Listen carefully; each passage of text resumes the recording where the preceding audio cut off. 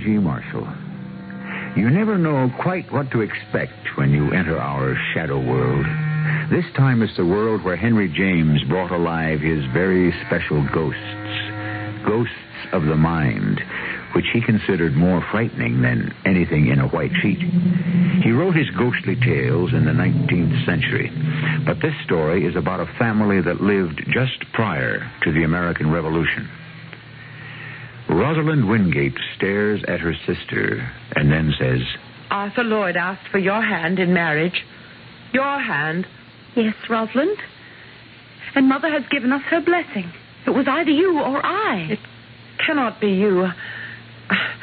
I give the marriage a year. Then Mr. Lloyd will awaken, and I shall be waiting to comfort him in his bereavement.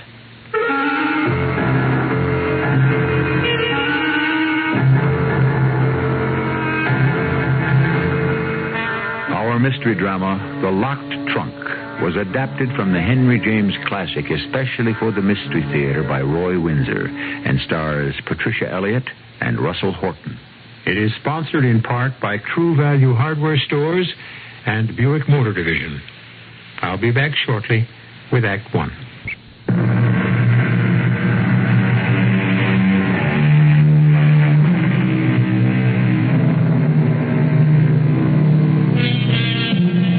Times change, but human nature remains the same. That's a commonplace truth. A man and a woman attracted to each other today feel exactly what was felt at all times in human history. Cambridge and Boston are the settings for this story of two sisters, one strikingly beautiful and willful, the other with the unusual name of Perdita, lovely but not striking. Mrs. Wingate, their mother, proudly reflects on them to her son Bernard, recently returned from studies at Oxford. Arthur Lloyd seems immensely fond of both your sisters. I am too, Mother. They're a marvelous pair. Beautiful, accomplished, and for young women, well educated. Very different in spirit, of course. Very. Perdita's like me. Rosalind takes after your dear father's side of the family. Mercurial. Remember how he enjoyed thundering Shakespeare at us? Oh, and the Bible, too. You do like him, Mother? Very much. He's become a great friend. With your approval, I suspect you'll become even closer. Ah, it's in the air, I think, Bernard. My regret is that one of the girls would be greatly disappointed. He's been discreet and fair in his attentions. He's a gentleman. Has he confided in you? Not Arthur. He realizes the delicacy of the situation. I wouldn't speculate about it, Mother. It's a matter of the heart. How very true. All the same, I don't want to see Roz or Perdita hurt. Roz has never been. No, that's true. She's always been at the top of everything and indulged because of it. You really think that Arthur is interested? Well, if I had to place a wager... Oh, here's Perdita now. Bernard, what a pleasant surprise. October's so lovely in Cambridge, I decided to come out for the weekend. Arthur will be along later today or early tomorrow. Yes. Yes. You're very pretty when you blush, Perdita. But I'll take the groceries to the kitchen. You must not raise her hopes unfairly, or her sisters. You're right. If you'll excuse me, Mother, I'll go upstairs and change into something comfortable. Of course. You might take a nap until tea time. Here's Roz, Mother. Riding, I believe, dear. May I talk with you? Confidentially? Of course. I'm frightened, Mother. Frightened? My goodness, of what? Rosalind. You're frightened of your sister? You know her, Mother. She can become violent when she doesn't get her way. What in heaven's name are you talking about, child? What if Arthur Lloyd proposes to me? Then he does. And I would be very pleased for both of you. But Roz has set a cap for Arthur. We both have. He hasn't led you on, either of you. But if he's in love with me, Roz will be furious. She's always had her way in everything. Oh, I can't believe she'd be so selfish that she wouldn't accept Arthur's decision. She'd have to accept it. Why do you think Arthur will propose to you? He has, Mother. Oh, My dear. Will devastate Rosalind. Oh, briefly, perhaps. No, not briefly. She'll never forgive me. I know, Roz. She'd kill to get her own way.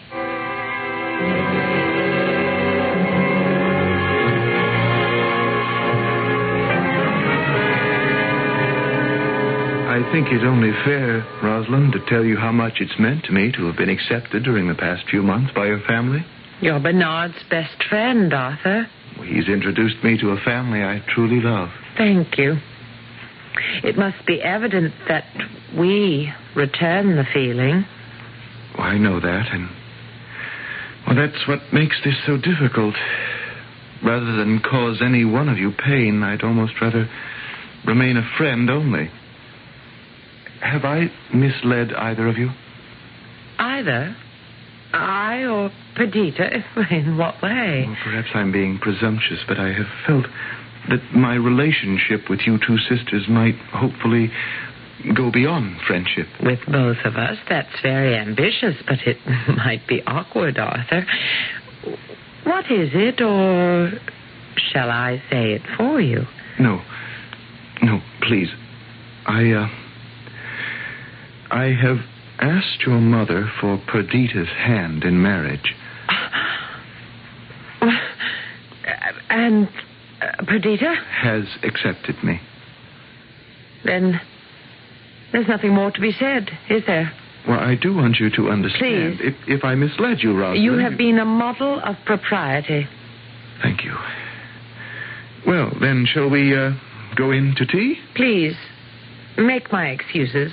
My mother will understand. But I don't like to leave you like this, Roz. Your jaw set, hate in your eye. I'll be better after I ride my horse. You have given me remarkable news. I wish you well. You don't really, do you? I don't take disappointment lightly. I'm sorry. It's I who am sorry for you, Arthur. You have made a mistake. My feelings... Do you really know them? Are you afraid to admit them? Just what do you mean by that? Are you afraid of a woman who is mentally as strong as you are? Do you really prefer one who is obedient, who will always bend to your wishes? A woman... Not always, dear Arthur. Strong women already have made history, and they will as time unfolds. The measure of a man is the woman he chooses. I have chosen the woman I love. You were destined for me, Arthur Lloyd. For now, go your way. I can wait. You look a little shaken, Arthur. I am a little. I've just spoken to Rosalind. Oh. She said to excuse her from tea. She's gone for a horseback ride. Was she understanding? No, of course not. That was a foolish question. I feel as if I'd done something wrong. Why? You and Perdita love each other. That's all that matters. Don't fret about Rosalind. Leave her to me. She's always been perverse. Exhilarated one day, depressed another. I knew it wouldn't be easy to tell Rosalind my decision. She was very angry. Pride, Arthur. She has seldom known disappointment and vanity. Her father adored her, and we indulged her. But on to happier talk. An early wedding. Yes, I think that's advisable. Because you might have second thoughts? Oh, indeed, no. For Perdita's sake, and for her safety. You can't think that Perdita is in any danger.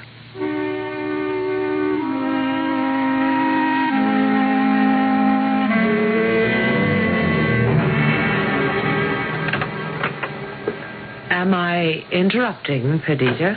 It's our common bedroom. You don't need permission to enter. Are you dressing for some special occasion? I'm dining at the Arms with Arthur. Oh. May I ask why? Have you nothing more to say to me, Roz? I said what I had to say to Mr. Lloyd. Which was? Ask him. Roz, ever since Bernard brought Arthur Lloyd to visit several months ago, we've been in love with him and he with us. The decision to propose to one of us was his. Can you deny that? What was the special magic you used to place him under a spell? Apparently there's no point discussing the subject. If he had chosen you, I'd have wished you happiness. Can't you do the same for me? Not readily. I know you're heartbroken. Don't presume, Perdita. A more carefully chosen word would be frustrated. But that's a temporary condition. I had some grand plans for Mr. Lloyd and me. With his riches... Why do you say temporary? I don't take an insult lightly. In heaven's name, you haven't been insulted because he is marrying me. Are you threatening to be the ghost at the wedding feast? Never fear, I'll conduct myself properly. But in your black, selfish heart... Don't insult me, Perdita. I'm stating the truth. You wish us unhappiness. You are determined to cast a pall over my wedding. Because for once I, plain Perdita, have achieved something at your expense. Not willfully, but as determined by God. He was dozing. You ought to be ashamed of yourself. Your threats don't frighten me. No, don't come close to me, Rosalind, or I'll sink my nails into your beautiful white throat.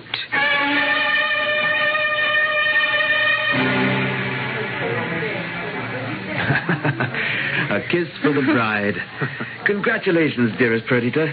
And to you, too, Arthur. Bernard, have you ever seen a lovelier bride? I'm supremely happy, Arthur, dear. As I am, my dearest. After the reception, you ride into the country? My old Uncle Josh has made his house available to us as long as we want to stay. Bernard, have Mother and Roz gone on ahead? Oh, that was the arrangement.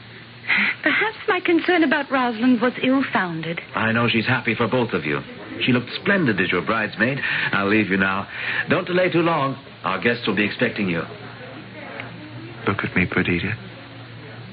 Oh, I love you. And I shall always love you until we are no more.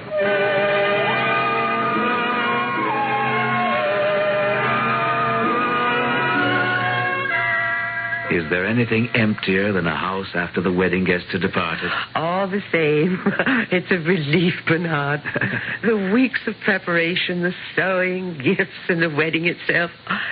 I'm so happy for Perdita. Arthur's a fine young man. And well-to-do and successful. The bright and shiny world lies at their feet. And Rosalind? Don't look for trouble, Mother. The hurt goes deep with her, my son. You're returning to Boston. Perhaps I'll suggest that we visit my sister in New York. It's a hard journey by stagecoach. Why not sail from Boston? You could stay overnight with me or in a hotel, and I'd see you all. Well, let me think about it. Where is Roz now, do you know? When your father was alive and concerned about a problem, he'd walk for hours through Harvard Yard and sometimes halfway to Lexington. Roz clears her mind by riding horseback halfway to Boston and back. But I do believe... Yes, she's coming in now. Rosalind? We're in the sitting room, Roz. Come join us. Has the joyous couple departed? Long ago. I hoped that your long ride might have cleared away your bitterness. Roz, dear, accept the fact. Never. Arthur Lloyd has been deceived. I'll remind you, Rosalind, that you're speaking of your sister. I cannot rid myself of my feelings by willing them away, Mother. Then you'll consume yourself with your rage. Not before I've had my revenge. Revenge? Against your sister? You speak like a madwoman. I am. A little. The marriage is doomed. You sound possessed. Pray to God for forgiveness. I'm not the one to be forgiven. Arthur Lloyd will beg for me. And I'll accept him. As I have said, the ghosts of Henry James are ghosts of the mind. Not all that much was known about psychoanalysis in the late 19th century, but Henry James had heard about Freud and his early experiences in treating those who suffered from hysteria and neurosis. This undoubtedly influenced James when he wrote his kind of ghost stories, the ghost in the mind, possessed by a conviction of injustice and a determination to overturn it. The person so possessed is Rosalind Wingate.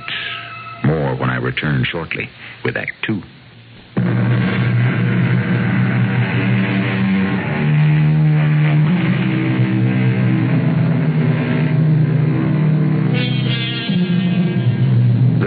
delusion of persecution is a disease of the mind where a ghostly demon then resides. From what we have experienced so far, Rosalind Wingate has become a victim of such a ghost. She is obdurate in her refusal to accept her sister's marriage. A year has passed. In Boston, Mrs. Wingate accepts her new role as a grandmother. I'm reluctant to leave, Arthur, but I've been away from Cambridge for a month and I must return. Oh, I understand. You've been wonderful. It's a mother's place to be with her daughter when she gives birth. Perdita had a difficult labor. Oh, she'd be the first to say it was worth it because of our perfect little girl. Without you here, I think I'd have gone to pieces. Most new fathers do, Arthur. Well, send for me if I'm needed. Perhaps Rosalind and I will come down in the spring, with Perdita's approval, of course. Oh, she'd approve, but what about Roz? I did bring you her congratulations. Oh, so you did. Has her anger subsided? I hope so. At least it's no longer apparent. She keeps busy. She'll never forgive me. That's a cross she alone must bear. Take care of Perdita, Arthur. She'll have the best attention, but the best medicine will be our little daughter. Perdita isn't all that strong, and she's gone through an ordeal. Normally, by now, she should have been up and around. I don't like her color at all. She'll come round. Don't you worry. I'll try not to. Arthur, is that you? Yes, my sweet. I felt your presence. Isn't that remarkable? I didn't know you'd come into my room. I just felt it. I've been here for some time. Why didn't you wake me? Rest is cure, and I want you up and around and well, smiling and happy. I'm very happy. I have you and our darling baby girl. You do love me, don't you, Arthur? What a foolish question. You've never regretted... Don't even think it. I've tried to be a good wife to you. You have been. This is morbid talk, Perdita. I wish you'd stop. It makes me uncomfortable. I don't think I'll ever be well. Now, Perdita, in heaven's name, don't say such a thing. Of course you'll be well again. If I should die... Now, please. I don't want to die, but if I should, you must make me a promise. You insist on being humored, don't you? I'm serious. You have bought me such beautiful clothes and jewelry. My wardrobe is enviable. You have been overly generous, even though I don't live for finery. I can afford the best for my wife. I want you to promise to save all my things for our little girl. Will you promise that? Well, I hardly know what to say. Your wardrobe is yours. You'll wear it until we replace it. Will you make me that promise? I want you to take my things and store them in that great trunk in the attic. And lock it. Very well. Keep the key until our daughter is old enough to open the trunk and claim what I have left to her. Yes, I understand. You're indulging me. Arthur, I know I'll die. My only wish is to leave my lovely wardrobe and jewels to our daughter. They shall be hers alone. Never allow my sister to have any part of them. I see. I thought the bitterness was all hers. My feeling is not bitterness. It's hatred. Perdita. I lived in her shadow. When you asked for my hand, I walked into the sunshine, leaving her to fester with envy and with a determination to destroy me.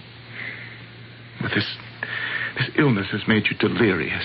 She said our marriage was temporary, that you were destined for her. Good heavens. And not a day goes by, I'm certain, when she isn't consumed by jealousy. My mother knows it. So does Bernard. Rosalind is heartless. Without a heart. Darling, that's too harsh. She worships money and finery and herself. To her, nothing else is of value. I won't allow her to have my fine clothes. I understand. You swear to keep that promise? I do? Warn her for me. Well, against what, my dear? If your promise should be broken, if somehow she should obtain entry to the locked trunk, I'll avenge myself from the grave.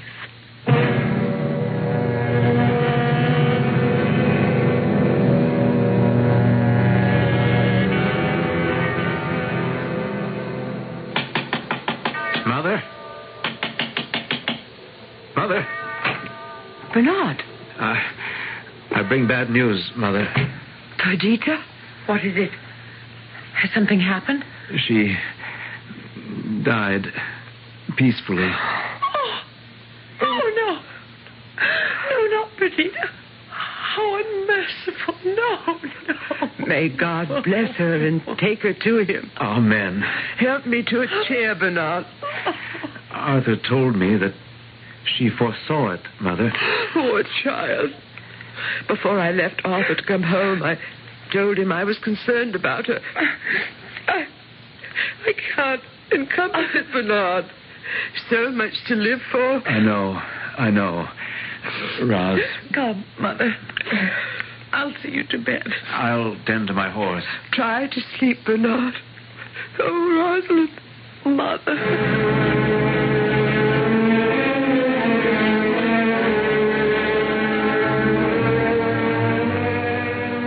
So very sorry, Arthur. I'm sorry for all of us. So young, so wonderful. And now she is no more. Nor am I. She's at rest. Whether we will it or not, our fleeting lives unfold until we are no more. Arthur, I haven't words to... Excuse me. Oh, may God forgive my trespasses against Perdita. I cannot forgive myself. I took her for granted as my little sister. I didn't know until death how much I loved her. Forgive me. Forgive me. Excuse me, Arthur. I'll go to her. Mother? Are you all right? Yes, it's Rosalind. Arthur, what happened? Roz is overcome with grief. You're holding up well? Oh, I'm numb. The shock was so great I still feel nothing. The funeral was a dumb show. The minister's words meant nothing to me. I stare with vacant eyes. I'll ride back to Boston with you in the morning. What am I going to do, Bernard? My instinct is to flee, to put thousands of miles between what happened and the future. I think you should. You have business interests in England. Sail there and remain for however long it takes for time to blur your loss. But my child, our child... I've given that some thought, Arthur. Here is where she belongs. Here in Cambridge with my mother. Oh, I couldn't impose... My mother loves the child. Do you think your mother really would take the child? It was her suggestion to me. The baby will fill a void in Mother's life. You give me heart, my friend. And I've brought you and your family only trouble. You loved my sister. With all my soul.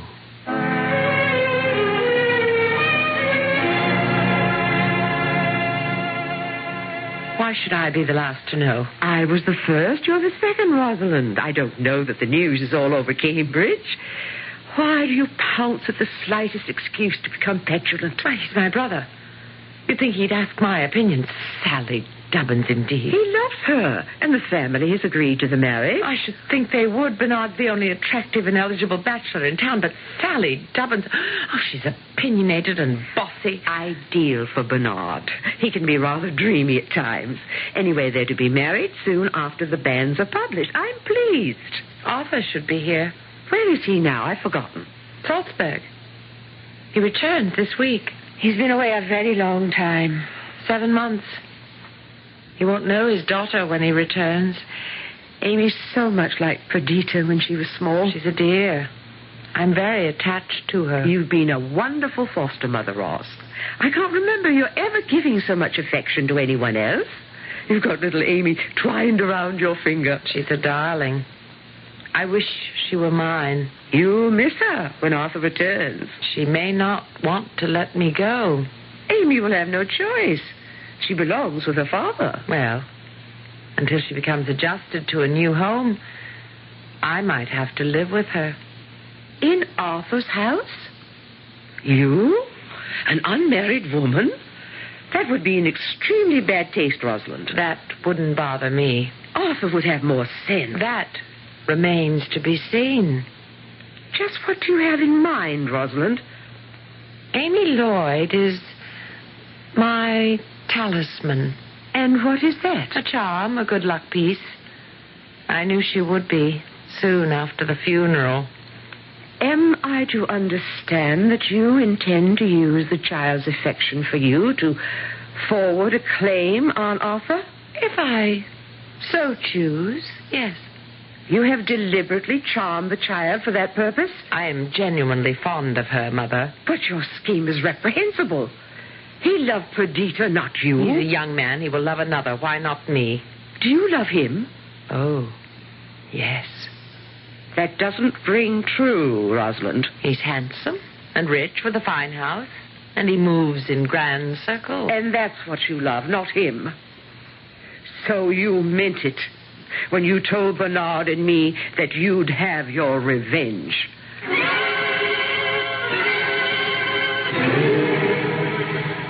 Roz, what am I going to do? It has meant so much to her. If you leave her, I don't know what might happen. She'll be miserably unhappy.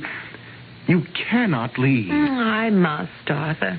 Mother was very angry about my taking up residence here for even these few weeks. I could not stay on. It would not be discreet.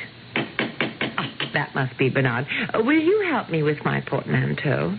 Roz, Happy wedding day, Bernard. Thank you, Roz. Come on, Arthur. You look upset. Oh, I am. I can't have Rosalind leave. All of us are leaving. But Amy... Amy will quickly adapt to the new governess. It's not the same. Will you stop babbling?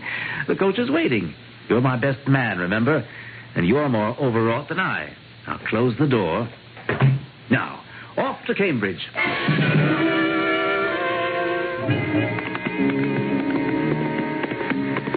Pull up. Pull up. Have I run you into the ground? You do ride well, Roz. In fact, you do everything well. That's very sweet of you to say. What am I going to do about you, Roz? Is there something you want to do? Have you plans? Thoughts for the future? None. You said something long ago that may have come true. You said, for now, go your way, I can wait. Do you remember saying that?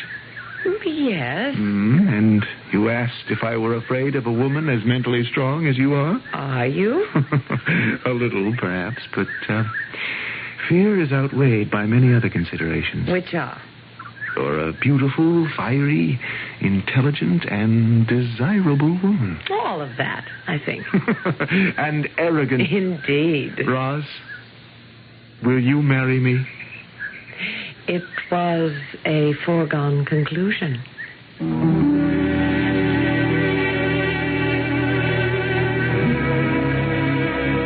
A comment on what we have heard seems almost unnecessary, but I can draw a moral from it. It's this: determination is a virtue, but let me qualify that. In almost anything we have to do or want to do, determination leads to excellence. But determination applied to an unworthy end can be destructive. Rosalind Wingate determined to marry Arthur Lloyd. She now has succeeded. What follows is what we will hear when I return with Act 3. WBBM, Chicago.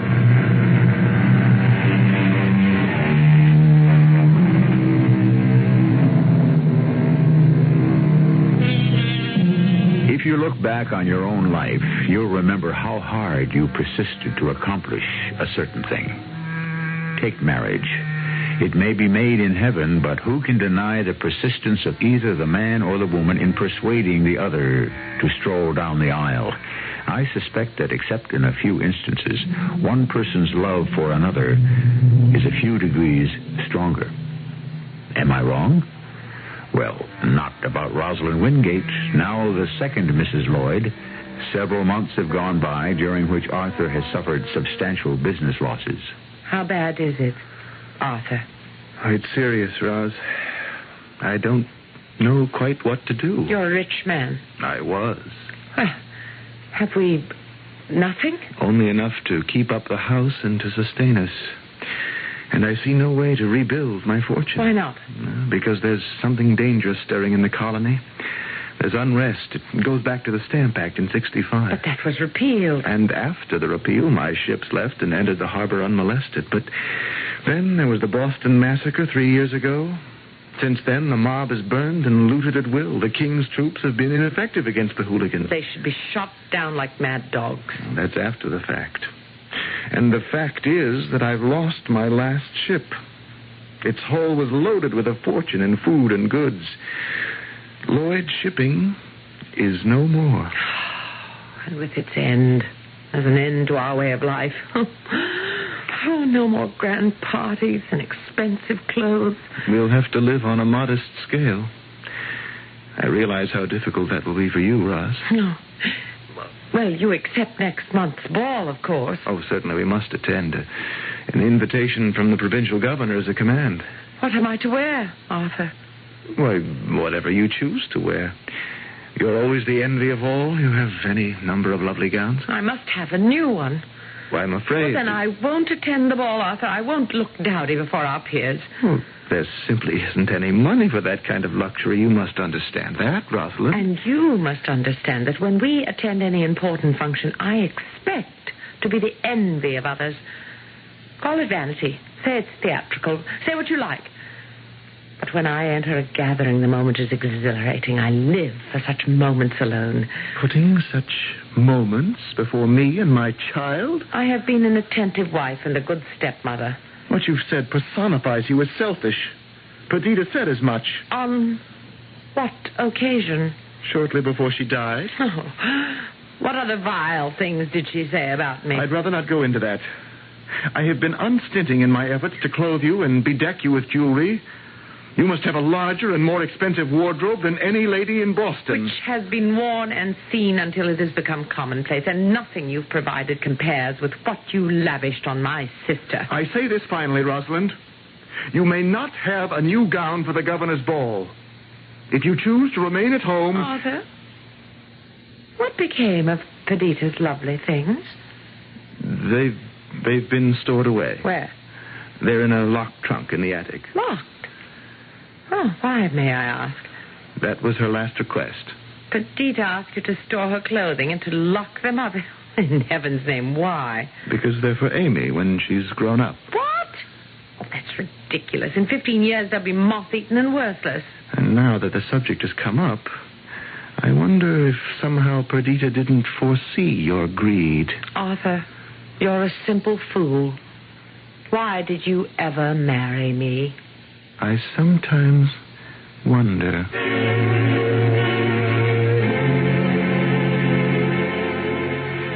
Hello, Mother. My dear Bernard, I'm very glad to see you. I knew where to find you, Mother. Sitting in your garden. I do enjoy the colors and the fragrance of the flowers. How's Sally? Splendid. And soon a mother-to-be. Oh, I hope it's a boy just like his father. What's the other news from Boston? At the moment, calm on the political front. Not so calm at the Lloyds. I'm sorry to hear that. It's Rosalind, kicking up a fuss, as usual. The ties of marriage have come undone. Arthur's shipping business is founded. Not his fault. There's a band of so-called patriots that roams Boston and commits acts of vandalism. Arthur's lost his small fleet. Is he impoverished? No. But he hasn't the money anymore to indulge his expensive wife. He told me about it the other day. I offered to lend him money, but he refused me. And Rosalind refuses to accept their changed condition. Yes. Will you come to Boston and talk with Roz? I've talked to her all her life, Bernard. Well, this time... No, it would come out sounding melodramatic. Let me be the judge of that. Roz now neglects Amy. She adores Amy. So it seemed when they lived with you, Mother. I think Roz used the appearance of affection to win Arthur's proposal. I thought that the affection was genuine. Remember, Mother, that Amy is Perdita's child. Deep within Rosalind, I think she hated Perdita. God forgive you for saying that, Bernard. But there may be truth in what you say. Will you return with me to Boston? Presumably to visit me and Sally? What you've said makes me shiver, Bernard. My imagination may be making too much of the situation, but I feel very uneasy about that unhappy home.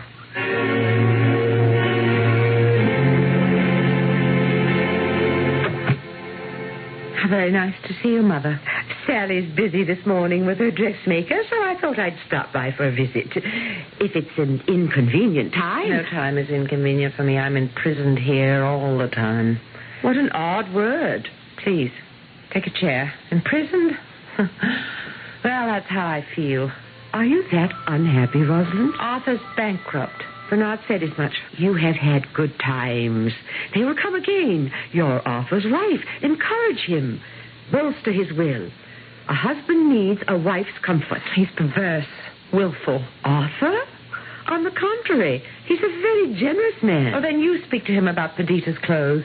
What are you talking about? He's got all those marvelous clothes of hers. Remember how lavishly he spent money on her wedding things? Well, he's got them locked in a trunk in the attic. Wedding things and everything he bought for her when she was alive. Why? Ask him. He made some stupid promise to Perdita that her finery would be saved for Amy. Can you imagine anything more imbecilic? And you want them? I need a wardrobe. There's a perfectly good one stored in the attic, and I'm not allowed to choose a gown from one of the many that our Perdita had. Good heavens, is your unhappiness caused by something so unimportant? Beautiful things mean everything to me. You know that, Mother. But measured against a marriage and a child's well-being, a wardrobe is a meaningless thing. By the time Amy is old enough to wear them, they'll be rags. Still, Perdita wanted Amy to have them. I intend to have those clothes. Arthur will never permit it. What if I threaten the child? Rosalind, I'll see you in hell before you'd harm Amy. How dare you even think such a thing? I take back the thought. I never intended the deed. You terrify me, Rosalind. I'm sorry for you.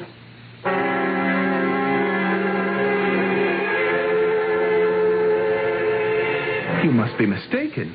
Until Rosalind comes to her senses, Arthur, I'm taking Amy to Cambridge to live with me. But you can't be serious. Roz harm Amy? The thought is fantastic. Oh, why don't I give her the key to the trunk? That's between you and Perdita's dying request. I swore that her clothes would be saved for Amy. Respect your oath. But Roz does have a point. In 15 years, the clothes won't be fit to be worn. Perdita's request had to do only in part with her wardrobe. Rosalind's always had her way.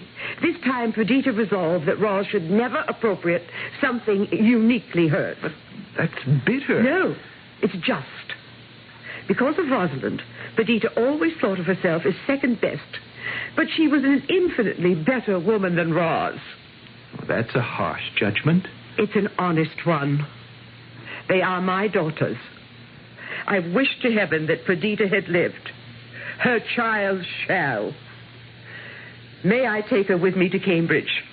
Well, Rosalind will be furious. She's unfit to care for Amy. I accept your judgment. I'll arrange for a carriage to take the two of you and the nurse to your home. Poor man. You're left with a frightful problem.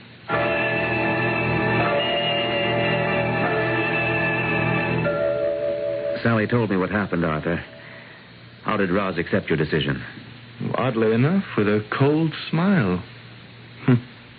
She made me feel like a fool, and with good reason. My mother isn't an alarmist, Arthur. Oh, it's inconceivable to me that a child's life might be threatened over a trunk filled with your sister's old clothes. You know that makes no sense. I don't know that.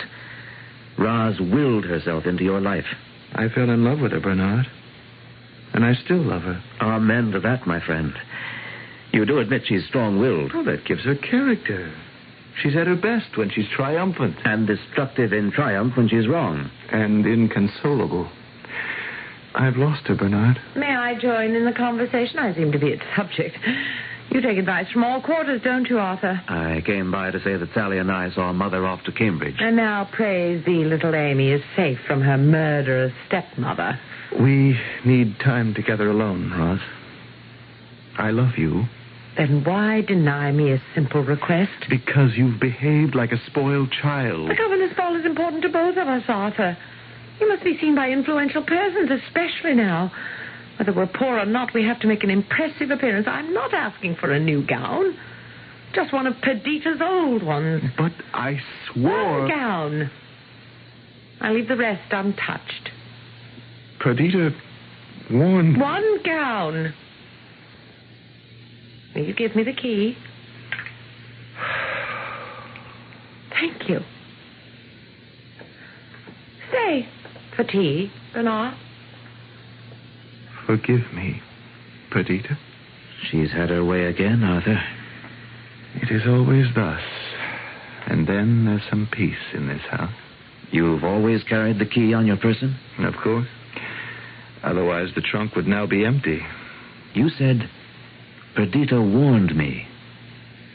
Of what, Arthur?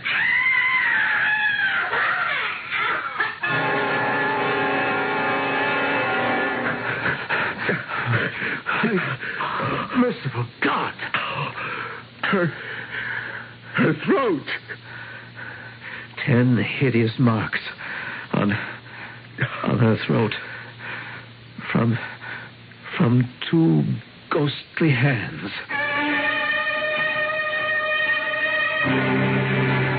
Henry James entitled his story The Romance of Some Old Clothes, the story of 2 sisters, but it is really the story of the one who was obsessed.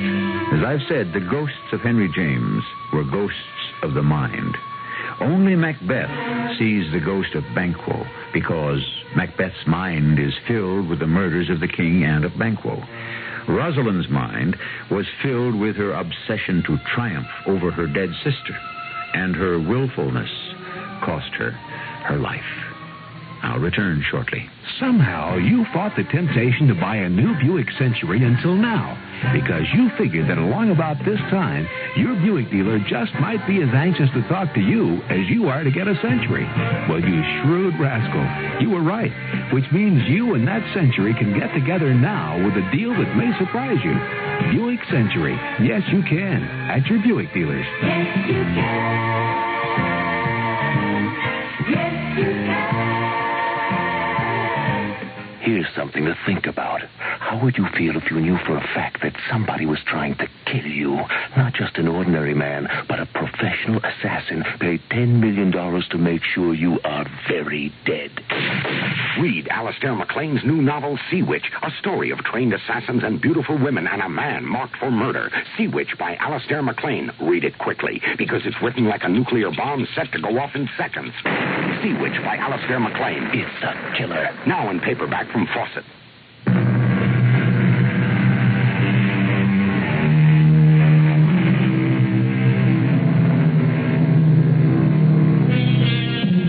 As children, we have to learn to accept success and failure. It's a hard learning process. When a small child is denied something he prizes, he most likely throws a tantrum. Rosalind was never denied anything. Because of her beauty and wit, she expected nothing but success. And that was her undoing, and the cause of her horrible death. Our cast included Patricia Elliott, Russell Horton, Anne Pitoniak, Gordon Gould, and Betsy Beard. The entire production was under the direction of Hyman Brown. And now, a preview of our next tale. You know Gil Blake? Well, I've never actually met him, but... Correction, beautiful. You just did. Now, won't you step in? The name is Gil Blake. I went into that room because I knew instinctively I had no choice. There was danger there. All the old forgotten reflexes sent off a warning buzzer in the back of my head. Behind the man, I could see a robe thrown carelessly on the bed, a typewriter with a sheet folded in the platen, a battered hat I knew only too well. Everything in that room belonged to Gil, except this big man with the unbelievably light blonde hair and the deep, slow, drawling voice that claimed his name. Whoever he was most assuredly not Gil Blake. Radio Mystery Theater was sponsored in part by Buick Motor Division and True Value Hardware Stores. This is E.G. Marshall inviting you to return to our Mystery Theater for another adventure in the macabre. Until next time, pleasant dreams.